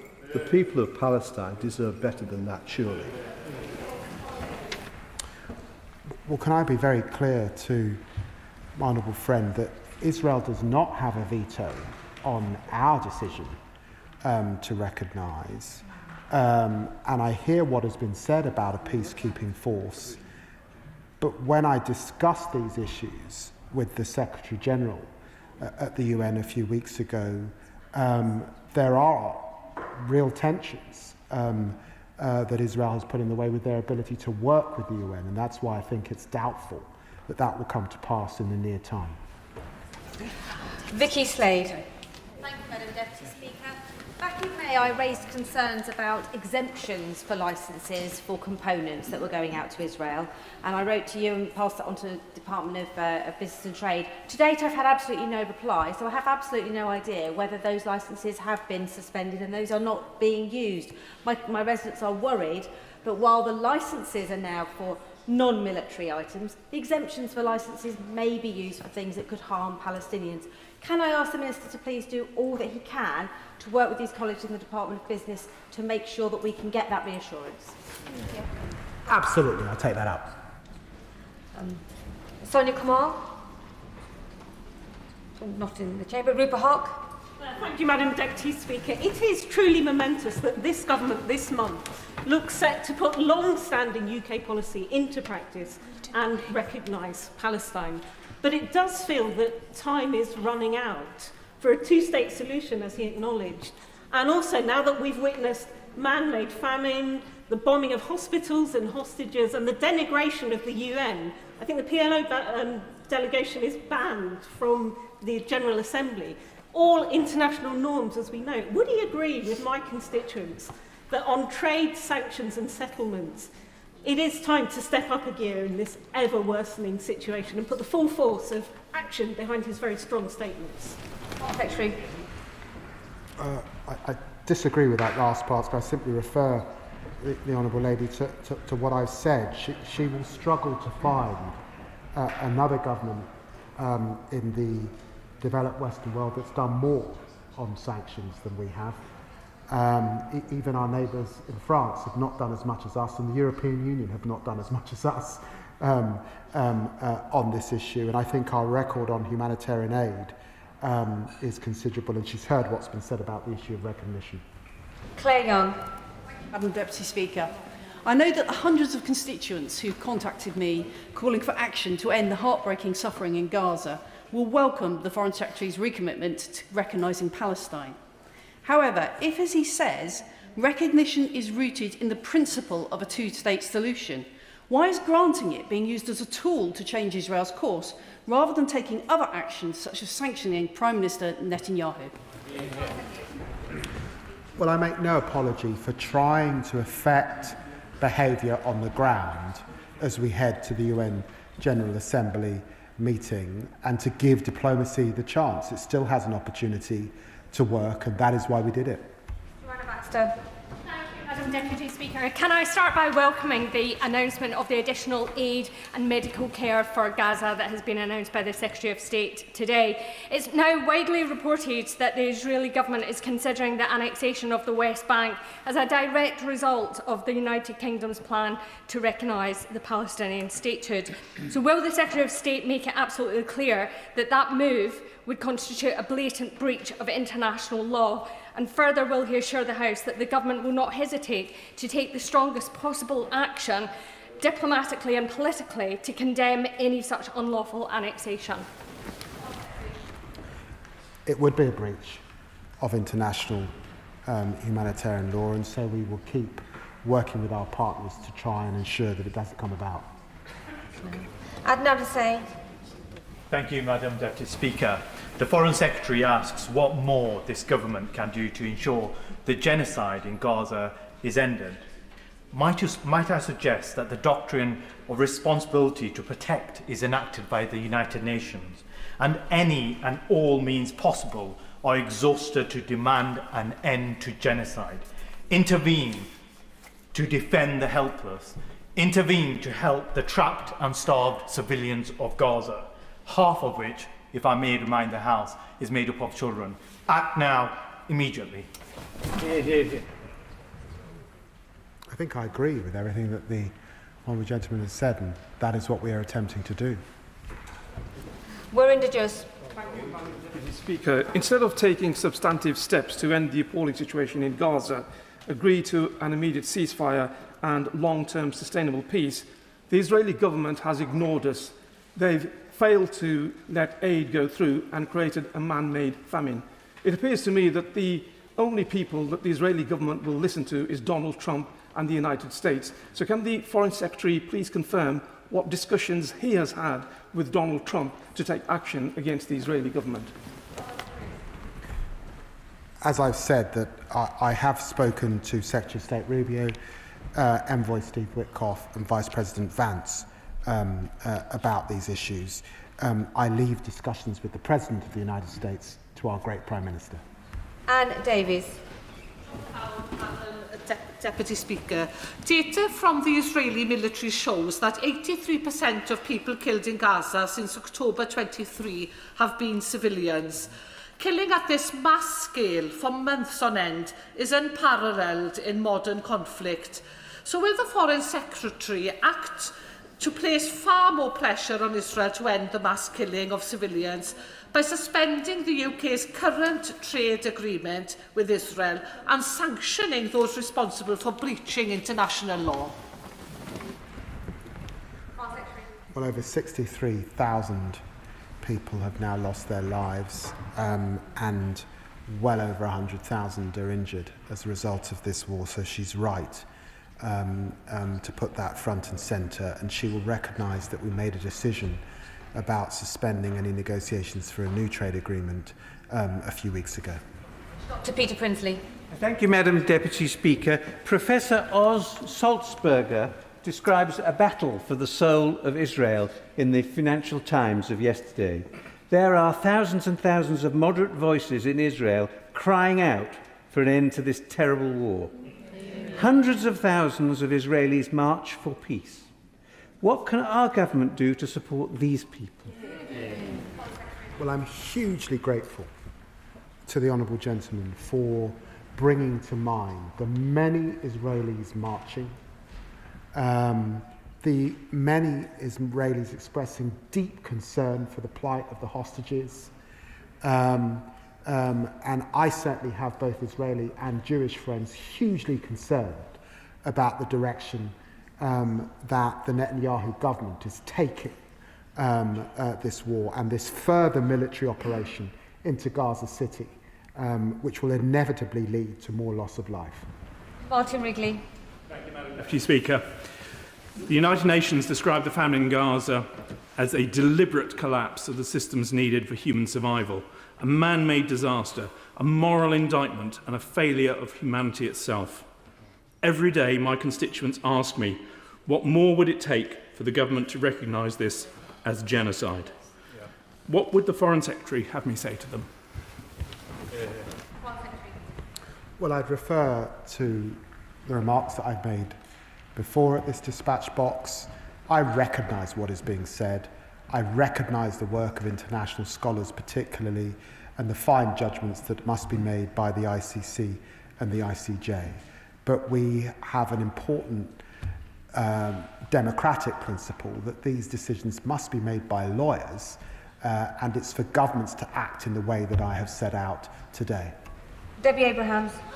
Madam Deputy Speaker, and I thank my right honourable friend for his statement today, but also for the extensive work that he and his team and his officials have done to secure the international coalition of allies in the recognition of the state of Palestine, although this has been very much undermined by the Israeli cabinet and what they are proposing around the E1 annexation plan.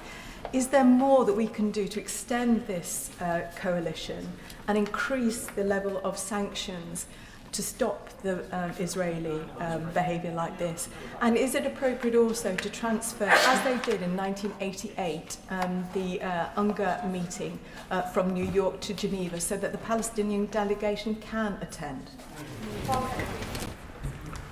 Well, I do think we need further dialogue on the issue of Palestinian attendance at that meeting, and I do recognise that these decisions were made previously and held in Geneva, but I hope that we can have some reconsideration and that we can afford the delegation the same privileges that they've had for many years. Caroline Foden. Thank you, Madam Deputy Speaker. We have a UN-declared man-made famine, children and babies being starved to death, journalists murdered, and now the world's leading genocide scholars state that Israel's actions meet the legal definition of genocide. It's clear that painstaking, careful international diplomacy is not working fast enough and the Gazans are running out of time. So isn't it time for us now to lead our allies in actions that Israel might take notice of? Sweeping trade sanctions, sanctions on Netanyahu and his entire cabinet, and a commitment that we will recognise Gaza at the UN with no conditions.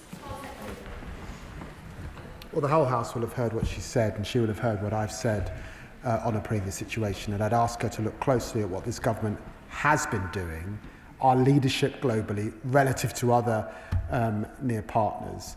And I think the decision that we made a few weeks ago and the provisions that we set for how we would recognise and the judgments that we'll make as we head to UNGA are particularly important. Patricia Ferguson. Thank you, Madam Deputy Speaker. I thank the Foreign Secretary very much for the action that's been taken by him and his colleagues to enable the safe passage of scholars to the UK, a number of whom hope to come to Glasgow University. And I'm also very grateful for the work being done to evacuate critically injured children. The Foreign Secretary has enumerated the number of children who have already died of famine, 119, with 132,000 under 5-year-olds also at risk of starvation in the next year. But we've already seen 17,000 children killed as a result of the conflict, and I refuse to call it a war because it isn't a war. There is one side that has arms and another side that does not have an equality of arms. But the Foreign Secretary has previously said that he would never rule out anything that could be helpful in this regard. And I understand why he will not commit to further sanctions at the dispatch box. But can he assure the House that he has not ruled out further sanctions or any other actions that might be helpful, both in the run-up to the UN meeting and beyond? Well, can I thank my honourable friend for what she's saying in relation to children, and also state that, of course, not just the children who have died as a result of famine, which is horrific, but the many, many thousands of children who are malnourished.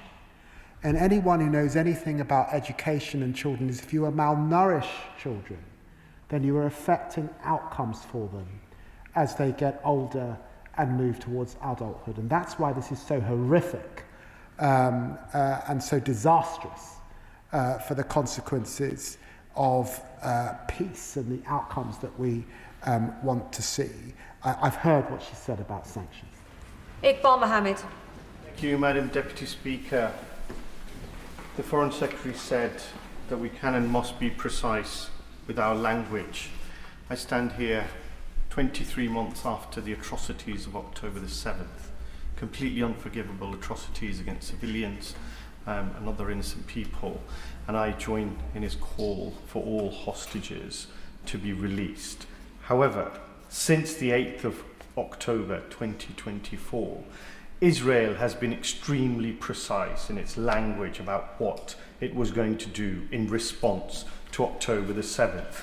Their playbook of war crime, genocide, murder, starvation, water blockages, power cuts, bombing hospitals and schools was laid out in extreme detail for all of us to see.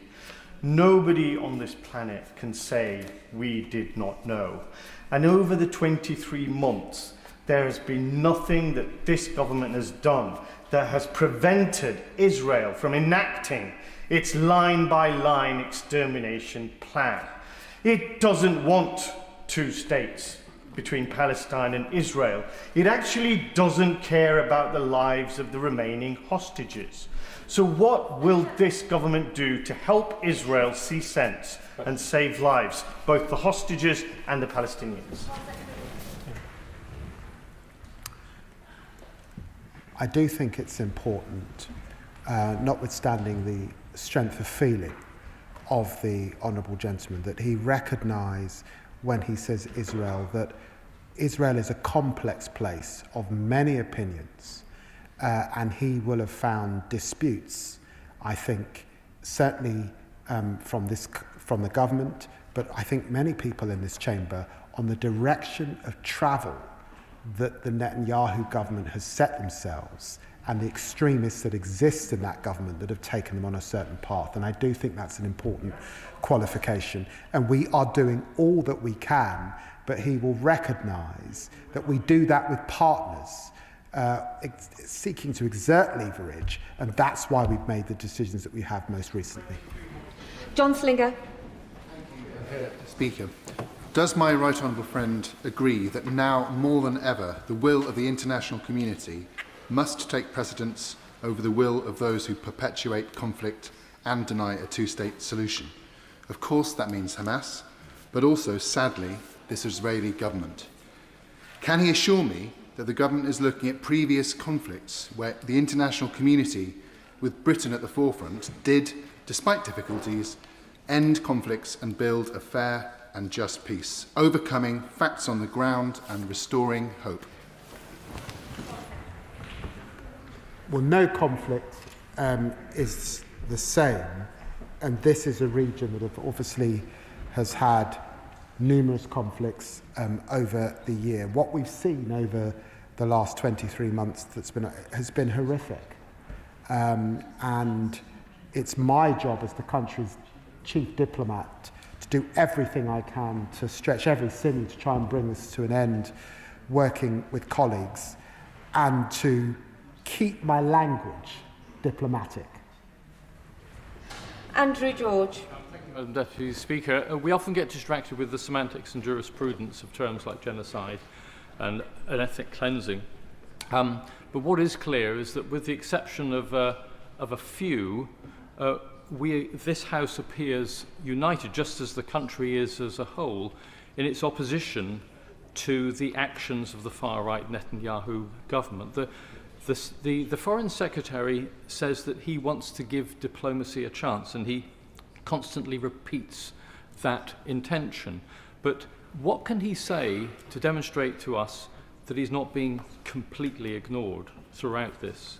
And if he can't do that, can he at least assure us that he won't allow the Elbit contract to go through, that RAF Akrotiri will not be used to the advantage of the Israeli military, and that there is no trade with illegal settlements? I think on the three last points, yes. Apsana Begum. Deputy Speaker, it is simply not enough at this stage to repeat the line of reminding Israel that international law requires the protection of healthcare workers, journalists and civilians, in theory, when it is so clear that they have not and are not doing so. Does the Foreign Secretary accept that it is as a result of the UK's ongoing political role as Israel's close ally that UK-made weapons, including components, directly or indirectly, continue to be sold to Israel? And if he doesn't accept that, will he play a role to ensure that no new contracts from the government will be awarded to Elbit Systems UK, the central supplier of Israel's military assault in Gaza? The ICC and ICJ are watching, and the UK does have its own obligations under international law. Well, I'm grateful to the Honourable Lady, but as I've said, we are not supplying arms to Israel. That was a decision made back in September, and it's my obligation, a very solemn undertaking, to ensure that we are not complicit. The standard that this legislature set is a very low one. It's a clear risk. It's not actually as high as standards that are found in international courts, and for that reason we suspended sales that could be used in Gaza, notwithstanding some of the mendacity that you see online. Ayub Khan. Deputy Speaker, despite all the protestations that we've had from that dispatch box by the Foreign Secretary, by the Prime Minister and others, it seems that Israel and Benjamin Netanyahu will stop at nothing. Just like a dog who's tasted blood, Netanyahu can only be stopped by military intervention. But my question to the Foreign Secretary, just to make it absolutely clear, is that we're not working with the likes of Canada, Australia and France when it comes to the recognition of the state of Palestine, because what we have adopted is what's known as a contradictory conditional statement. So can the Foreign Secretary make it plain that the UK Labour Party government's position is that we will not recognise the state of Palestine so long as Benjamin Netanyahu fulfills certain conditions? I set out my statement very clearly in the UN. The Prime Minister set out his statement at number 10. When I finished my statement, the Prime Minister of the Palestinian Authority came to me and gave me an embrace. Yet the honourable gentleman thinks he knows more and that he got it wrong. Of course we're working with our partners. Of course we're trying to change the situation on the ground. I make absolutely no apologies for that. We will make our assessments for UNGA. Your judgment on this occasion is wrong. Clive Betts. Thank you, Madam Deputy Speaker. I say to the Foreign Secretary, I very much welcome the commitment to recognise the Palestinian state, which some of us have fought for many years. I also welcome the rest of his statement insofar as it goes. He's right to condemn what the Israelis are doing in Gaza with a policy of starvation. He's right to recognise Israel's attempt to split the West Bank in a way that will stop a Palestinian state being created. But in his heart of heart, he knows that despite his condemnation, the Israelis will carry on regardless. So is he now going to give some serious thought to a what if? What action, further action, on top of the other actions the government's already taken, is the government prepared to take to actually hold the Israelis to account and get them to recognise the force of the international arguments against them on both these points? Well, the Honourable Gentleman brings considerable experience to this chamber and to these issues. And of course, as he would expect, both as Foreign Secretary and as the SCDO, we plan for all scenarios. But we remain optimistic and hopeful. That is our solemn duty on behalf of the hostages still underground and on behalf of those suffering in Gaza, particularly children and women, using their lives and injured in the way that we're seeing. Clive Jones. Thank you very much, Madam Deputy Speaker. My honourable friend, the member for Bicester and Woodstock, was right to ask the Foreign Secretary to place sanctions on Prime Minister Netanyahu. Many of my constituents in Wokingham agree with him and are contacting me to urge the government to take more steps to stop the famine in Gaza and stop the Israeli Defence Force continuing to kill many innocent women, children and men in Gaza. Does the Foreign Secretary realise that many people in this country do not think that he is doing enough to stop the famine and to end the killing, and they are very frustrated with him for what they see as his lack of inaction, for what they see as his inaction? I think that the British people are wise. They're deeply concerned about what they see, but I also think their wisdom means that they ascribe blame where it's appropriate to the actors on the ground, remembering that one of those actors is a proscribed terrorist organisation. They recognise that Britain has a role to play, they recognise that Britain has a historical duty as well, and they want to see Britain playing that role alongside partners, which is what we're doing. Helen Hayes. Thank you, Madam Deputy Speaker. I welcome the commitment to recognise the Palestinian state later this month. It is an essential step and there can be no further delay. The Israeli government's support for a legal settlement in the West Bank and the decision to build in the E1 area are strategically designed to undermine the viability of a Palestinian state. Will the Foreign Secretary therefore commit to introduce a ban on all settlement trade, including services and investments, so that money from the UK cannot be used to fund this illegal occupation and the state of Palestine, which we are rightly recognising, has a chance to become a reality? Well, I'm very grateful to my honourable friend for continuing to press these issues over so many months on behalf of her constituents. And can I just say to her that goods from settlements not entitled to tariff and trade preferences are obviously something of important consideration, and that UK business guidance outlines clear risks to UK operators considering economic activity in the area. This debate will conclude this statement, at 8 o'clock, because we have another urgent statement on Ukraine, so colleagues need to be as fast as they can. Chris Coughlin. Thank you, Madam Deputy Speaker. To hear from the Foreign Secretary that 132,000 children are at risk of dying from hunger, one can only feel utter revulsion. Now, I recognise what the government has done, but in the government's public diplomacy, at least with President Trump, the strategy appears to be to pander to him. Again, I understand why the government has chosen to do this, but how concerned is the Foreign Secretary that the legacy of this Labour government on the Middle East will be the same as the last Labour government? To be a poodle to an out-of-control American president amidst horror. Can I remind the honourable gentleman that it was me and this Labour government that signed a memorandum of understanding of support with the Palestinian Authority just a few months ago. And we use every lever we can diplomatically to, of course, be in dialogue with our partners, to seek to influence our partners. This is a complex set of issues. There are some different approaches internationally. He will have witnessed that. But we use every sinew diplomatically. And that is what I'm doing, and that is what the Prime Minister is doing every day. Josh Fenton-Flynn. Thank you, Madam Deputy Speaker. Almost 1,500 healthcare workers killed, according to Médecins Sans Frontières. Over 50,000 children killed or injured, according to UNICEF. If the Israeli government declare that they aren't targeting medical workers, journalists and civilians, then they're clearly very cavalier with human life in a way that shows that it is no longer acceptable to tolerate this. So can the Honourable Gentleman tell me what steps we're going to take to properly hold them to account under international law and make it clear that this is no longer acceptable and we will not tolerate it? Foreign Secretary. In the interest of time, I would simply refer the Honourable Gentleman to the statements I've already made in this dispatch box this afternoon. Jim Shannon. Deputy Speaker, can I thank the Secretary of State very much for his clear commitment to deliver help and assistance and to find a lasting solution.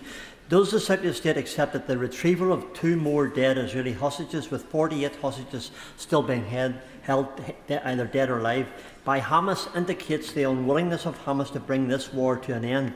So does the Secretary of State believe we have any further way of seeing these hostages brought home, which would be, I believe, and we all believe, a meaningful step on the road to ceasefire and a rebuilding of a life for the people of Gaza, as well as the Israelis on the other side of the strip? Foreign Secretary. Well, the Honourable Gentleman is right. The return of those hostages would see this war come to an end tomorrow. And the sight recently of badly, terribly malnourished hostages was just so chilling and horrendous and heartbreaking for their families. I met with hostage families just before the recess, and I'll meet with them again very shortly, but he's right to centre them in his remarks. Alison Hume.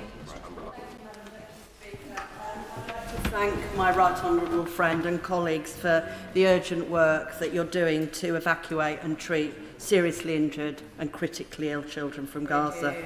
New restrictions on aid are due to be fully implemented on the 9th of September. Aid organisations face being banned if they delegitimise the State of Israel or do not provide detailed information about Palestinian staff. Would my right honourable friend agree with me that it's women and girls who have suffered the worst impacts of the war? And would he be able to expand on how we help get more aid to them? Foreign Secretary. It's always women and girls who are the face of pain and suffering in conflict and in the most desperate of circumstances.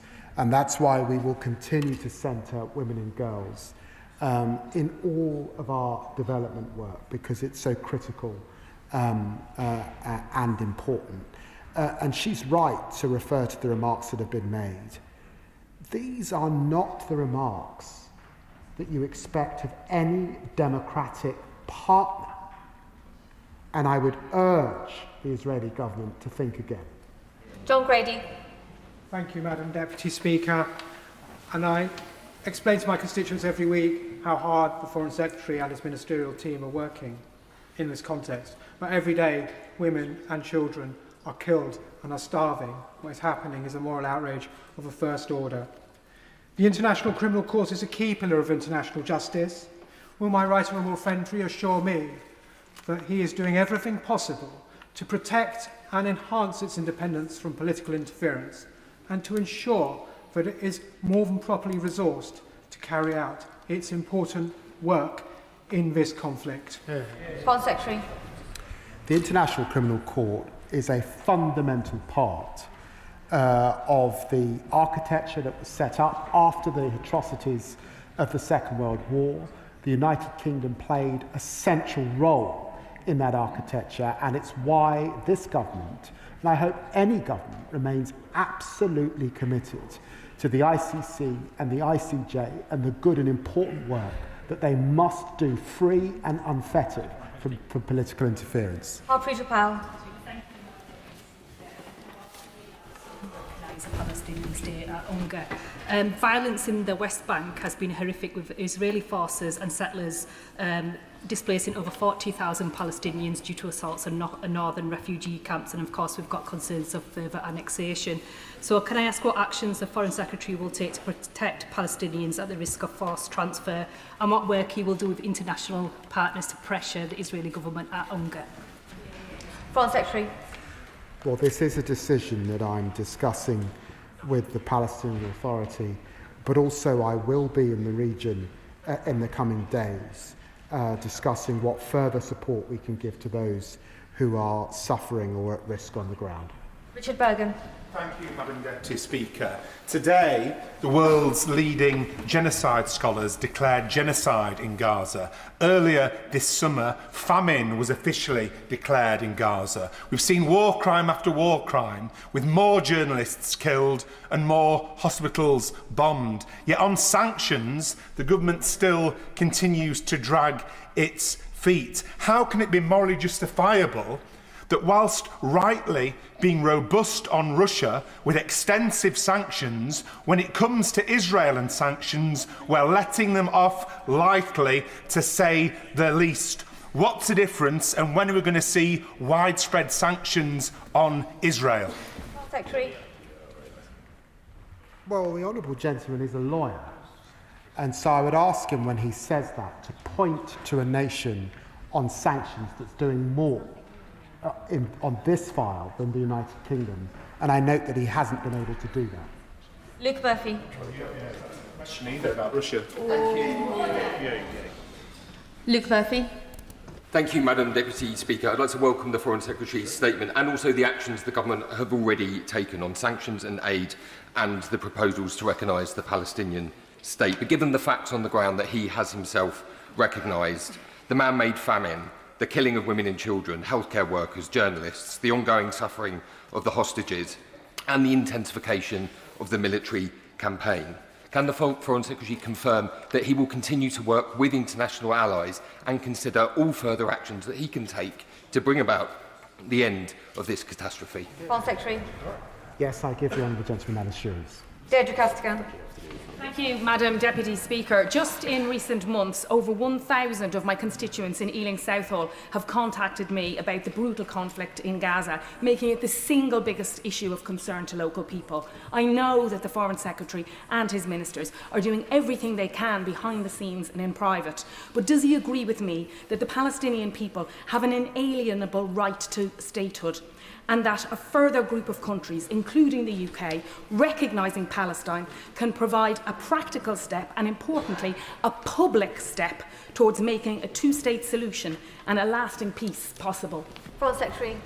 Well, I'm very grateful to my honourable friend, and we believe passionately in a two-state solution and keeping that dream alive. We do believe in the inalienable right of the Palestinian people, and that's why I set out what I did in the UN a few weeks ago. Torkel Crichton. Thank you, Madam Deputy Speaker. Can I thank the Foreign Secretary for his statement and for his stamina over the last 2 hours, and assure him that the horror of the unfolding famine in Gaza and concern over the future of the hostages is felt just as strongly on the coast, the Atlantic coast of Scotland, as it is on the shores of the Eastern Mediterranean. International experts have rightly described what's going on in Gaza as a genocide, and as Sarwar, the Scottish Labour leader today, described as a genocide. Will these sentiments inform our next round of sanctions against Netanyahu's government? Foreign Secretary. Grateful to my honourable friend, and I recognise what is being said by international scholars around the world, and he will recognise the sombre decisions that we've taken in relation to international humanitarian law, and particularly the suspension of arms sales. I've tried to go as fast as I can, and I apologise to all the colleagues who are disappointed, but the final question goes to Tom Hayes. Thank you, Madam Deputy Speaker. What happened on October 7th was inhumane. Hamas are terrorists, and the hostages must be returned immediately and safely. Israel is behaving insufferably. It is unacceptable what the Israeli government is doing. The International Criminal Court has indicted Israeli leaders of the war crime of starvation. It is impossible to avoid the conclusion that the Israeli government is guilty of violating articles of the 4th Geneva Convention. Will the government do all that it can to support British prosecutors and our British courts to arrest and hold to account war criminals? Foreign Secretary. Well, I'm very grateful to the honourable gentleman and Madam Deputy Speaker. I too am sorry that other colleagues who were wanting to get in did not get in today, but I'm sure that much of the global community will see the strength of feeling in the Chamber this afternoon in relation to this horrific war. And it's absolutely my great honour as Foreign Secretary to stand shoulder to shoulder with those giants of this Chamber that gave us the international humanitarian architecture that we have, and to be absolutely crystal clear in our support. That is the end of the statements on the Middle East. Point of order, is it really relevant right now? Point of order, Kit Malthouse. Madam Deputy Speaker, thank you. On the 22nd of April, I wrote to the Foreign Secretary and the Attorney General raising a number of matters to do with domestic legal issues and our international obligations with regard to this conflict. 132 days later, I have yet to receive a reply. What steps can I take to elucidate the information I need from the Foreign Secretary? I thank the honourable member for giving notice of his point of order. This is not a matter for the chair, but the honourable member has put his concerns on the record and they've been heard by the front bench and the Foreign Secretary himself. Now, I'll give the front benches a few moments if they swiftly swap over so we can get on to the next statement on Ukraine.